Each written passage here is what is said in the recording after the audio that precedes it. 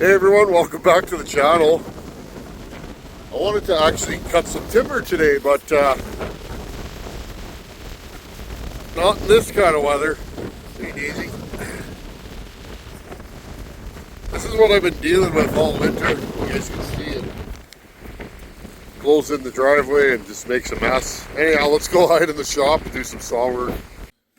And in the interest of not freezing, let's make us a quick fire. This is my day-to-day in the saw shop. This is what I go through if I want to work in the shop. In winter, in summer, I can come out here anytime. Winter's a battle, but I enjoy doing it. So this is kiln dried. These are cutoffs from work. You guys know I'm in the construction industry, and these are actually cutoffs from a job site that I made. I roughed in a house, I don't know, a month ago. I roughed in one house, and when we rough it in, we cut holes for heating. And rather than throwing this stuff away, I recycled it by bringing it home. I brought a garbage can with me, and I filled one house. The whole garbage can will be full of cutoffs. There's the odd nail and things like that in there, but this is how I used to do it when I was in the field full time.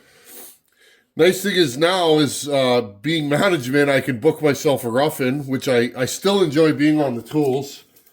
It's kind of strange to some people. Usually when you get off the tools, you're off the tools, but not me. Anyways, I can book myself a rough-in and get cutoffs, and then I'm good for the winter. I have enough kindling now to keep me going through the winter. So let's light this fire up and get it going. Those of you guys that have been around have seen this before. I light fires with a heat gun. This is the quickest, easiest way when it's cold to get a fire going and going hot. There you go. Okay, and usually what I'll do, I just leave it in there like that and let it go. This is the quickest way to light a hot fire, at least here. Yeah, you could dump used motor oil, and I've seen guys do that, but I like this. Keeps my chimney clean and gets a hot fire quickly. Literally, I will leave this here for about 10 minutes. Just let it go.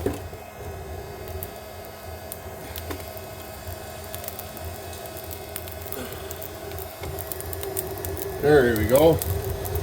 Okay, and I'll check back in with you guys in a couple minutes.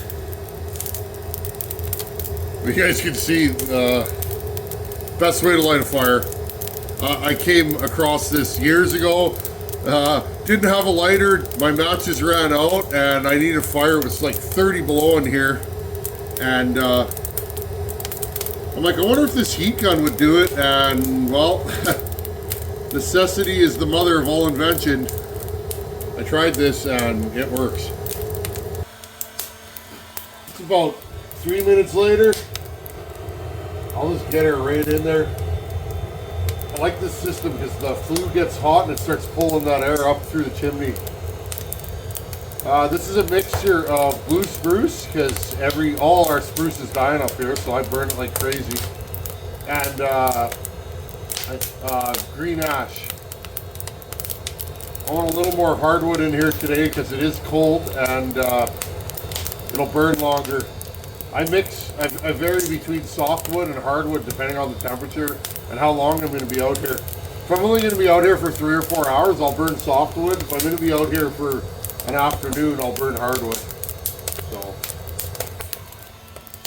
there you guys go. Here's the easiest way. In my books, the easiest way to get a hot fire going and a bed of embers. And that's just how I do it.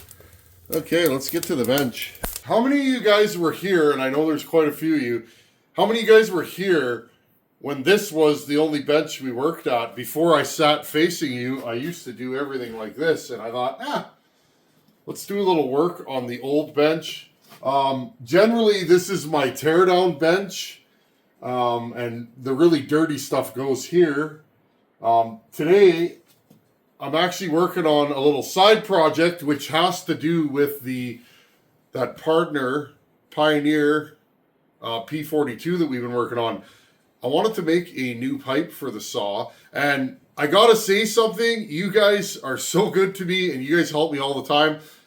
When I showed that welder that I bought, that whatever $25 welder, whatever I have into that thing, I said, I don't really weld good with this thing.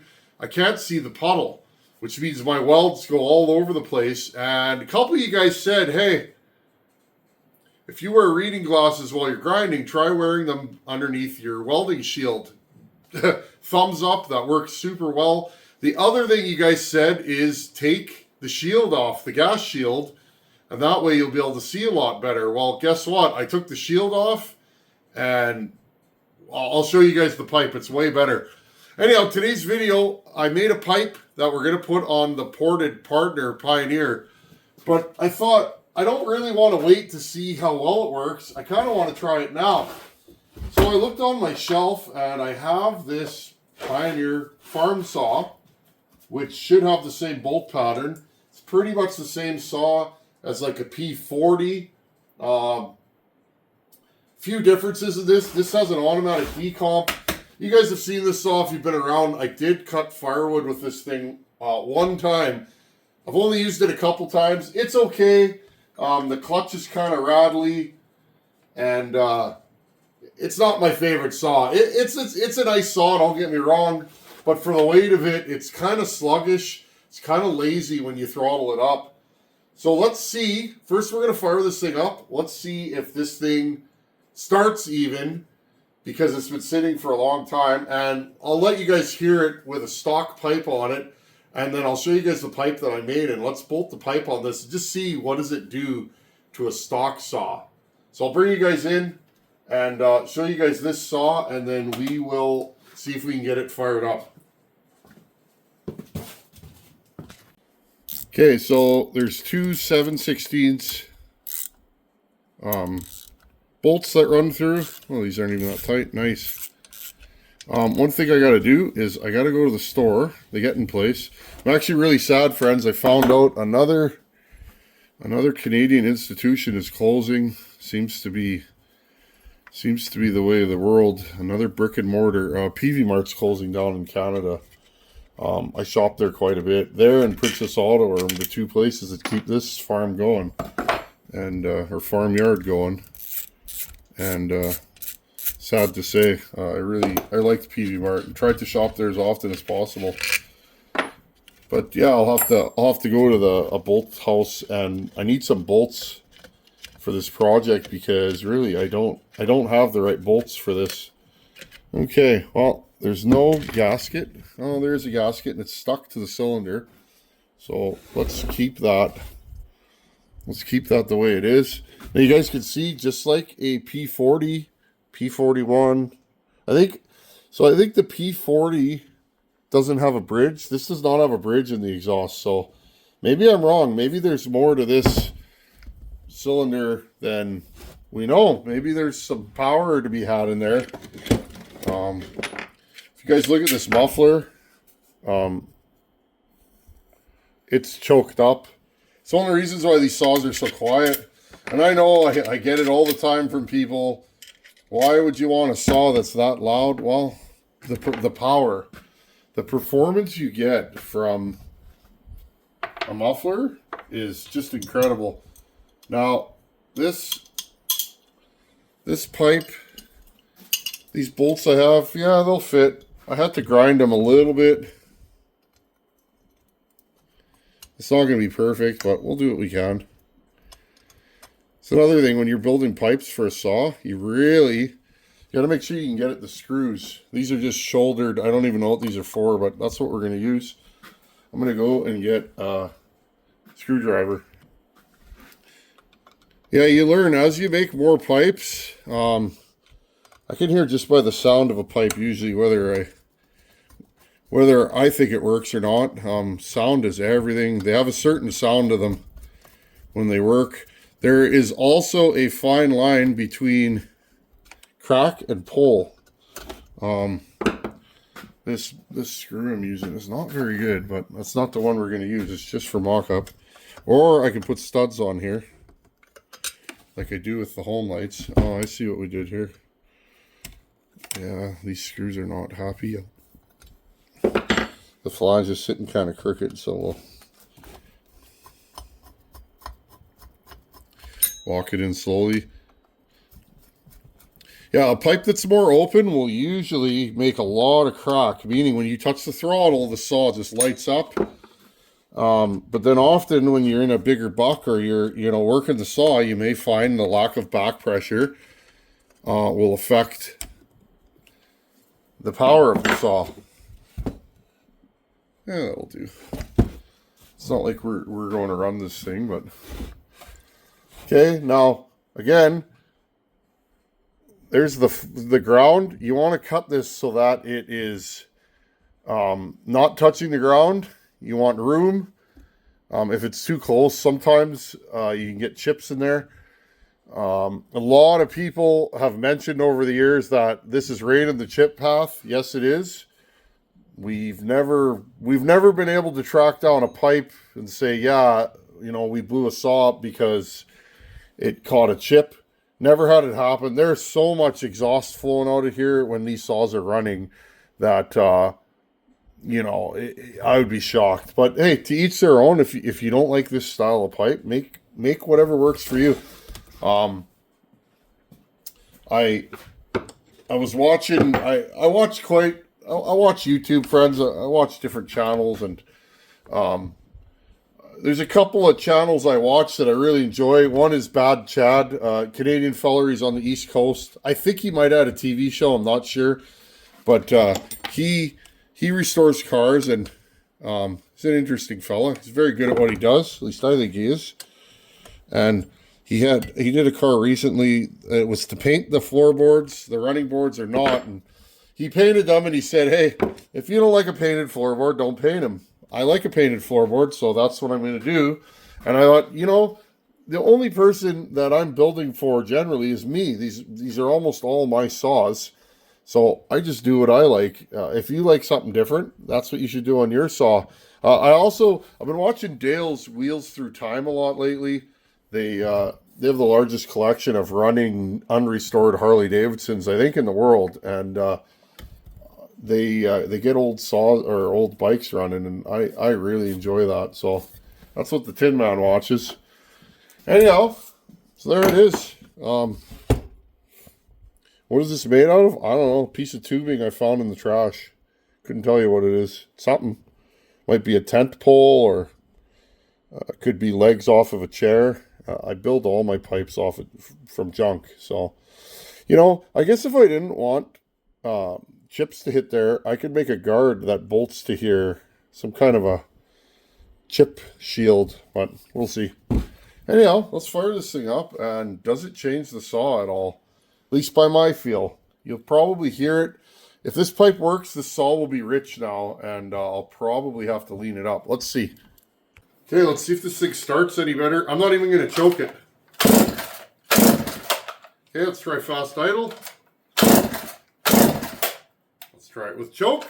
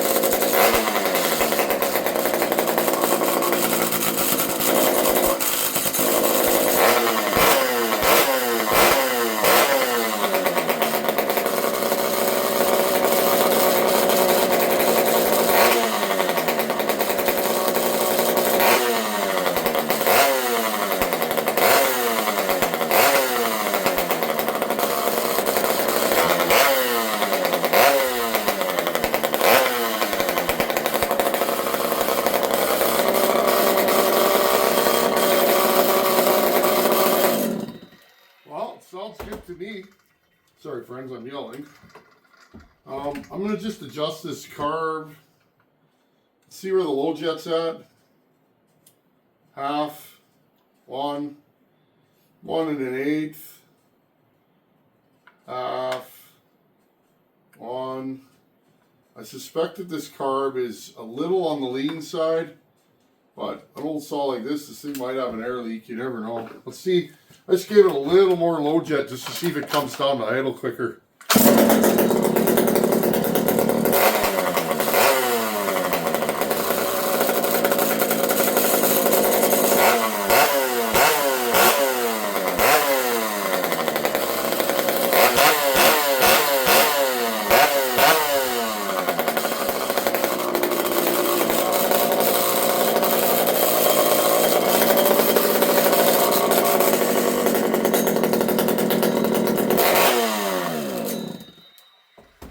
One more thing here, I'm going to lower this idle just a hair,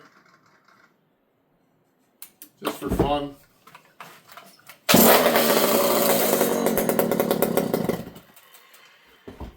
a little too much. These old saws, adjust them slowly.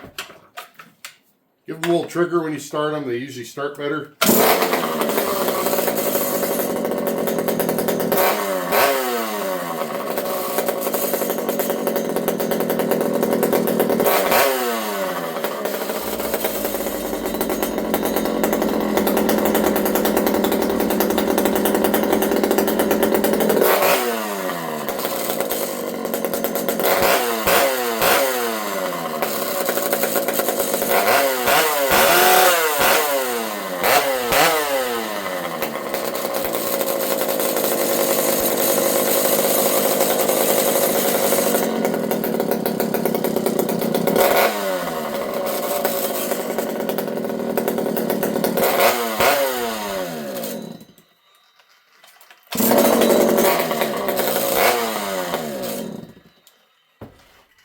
Well, what do you guys think? It feels snappier. This pipe may be a tad too open for this saw. And it may be a hair too open. The saw's not ported. It feels good though. This saw is very, very lazy with this on it. This is very, very gummed up. So it may be slightly too open for this saw. Let's put it on another saw and just see. Give me a second. I thought, let's bolt it to the mighty P41 Western. This is one of my favorite saws to run. And I use this for blocking up firewood. Like when I need to noodle, this is one of the saws I use. It's not a clean example, but it runs super good. And these are the kind of saws I like to run.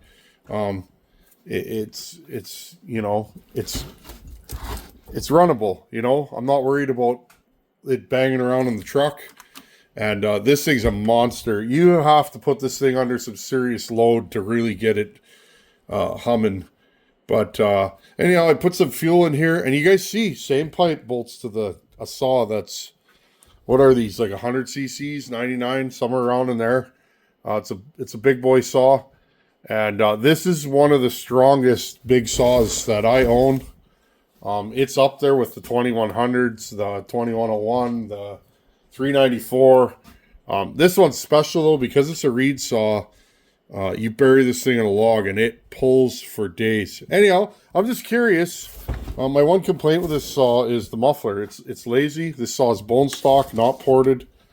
I've never worked up the courage to port it, but I kind of want to. I only have one though, and this is it. One of you guys from Washington State actually donated this to the channel, so never wanted to do anything to jeopardize that. But anyhow, let's see if I can get this thing going. This thing's a bear to start. Lots of compression. Does have a compression release though, so anyhow, let's give her a go. This saw lives life up here on the shelf. This all Pioneers. Okay, no choke. I'm going to give this thing throttle and no decomp. Wish me luck. Kill switch is on.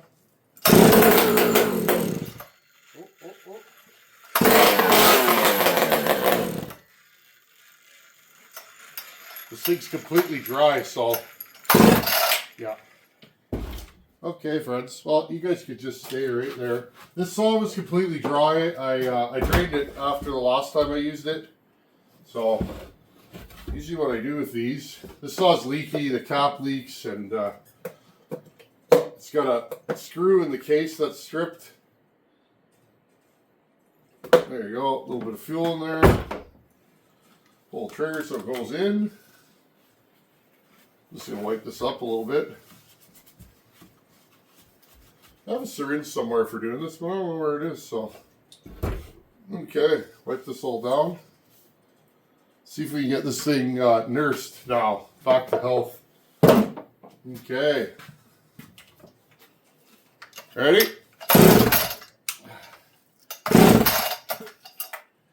I'm gonna try giving it some choke.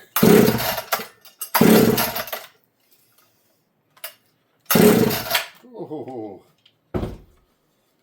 Whew. This thing's a beast, friends. Oh, there we go.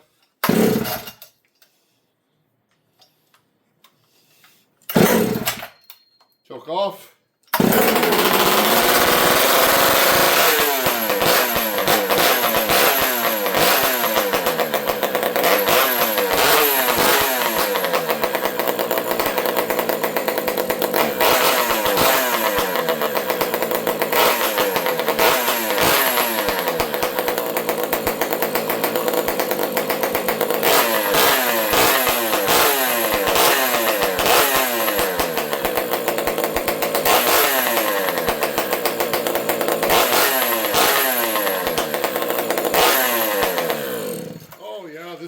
This thing lights right up, and look at the oil. I'm going to talk about that in a second. Okay, well, whew, I like this saw. It's a good workout to start it too. You got to earn it, right? I'll leave you guys right there. You see the oil flinging off this thing? My floor is covered in oil now. That's what you want for milling. I get asked all the time, can I mill with a small saw? Yeah, you can if you're real careful. You're doing smaller boards. But one of the reasons why you want to mill with a big saw is the amount of oil they produce. You'll keep that chain happier for longer. Milling dulls chains fairly quickly. And the cooler and more lubed you can keep that chain, just the better deal. These big saws, they got big cooling fins. They're meant to do bigger cuts. So, I really like this pipe on here. Next time we block up wood, maybe I'll have to bolt this on. This pipe feels better on this saw than it did on the small, the 66, 65 cc saw. I suspect it'll be good for a ported saw. Stock saw, too open. If I was going to bolt this on a stock saw, I would actually press a cap into there, a smaller diameter pipe, weld that in, and it would probably be perfect. On this saw, this pipe feels about perfect. Notice, friends, it doesn't stick out. The side cover sticks out to about here. You want to keep it in line with the saw. Again, nowhere by your hands. If the saw's on its side, I will never have exhaust blowing into my face, and I'll never have exhaust on my hand. That's the key to a good pipe. You don't want to burn yourself. Like I said, I have done it. I was wearing leather gloves. And that one pipe that got made, by the time I felt the pain, it was way too late. And I was like, wow. And yeah, I cooked my knuckle pretty good.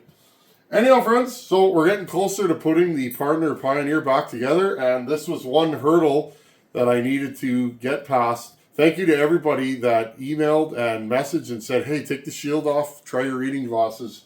That made the difference. Anyhow, friends, try welding pipes. I welded this with a $25, wire feed MIG welder with no gas. Like it's, you could do it. And I bought that on purpose, friends. I like to keep things simple here. And maybe I'll get a MIG welder one day. But at this point, if I can do what I want with that and not have to worry about having gas around, I'm going to do it. Works for me. Anyhow, thanks for watching. Take her easy. And I'll see you in a couple days. Later.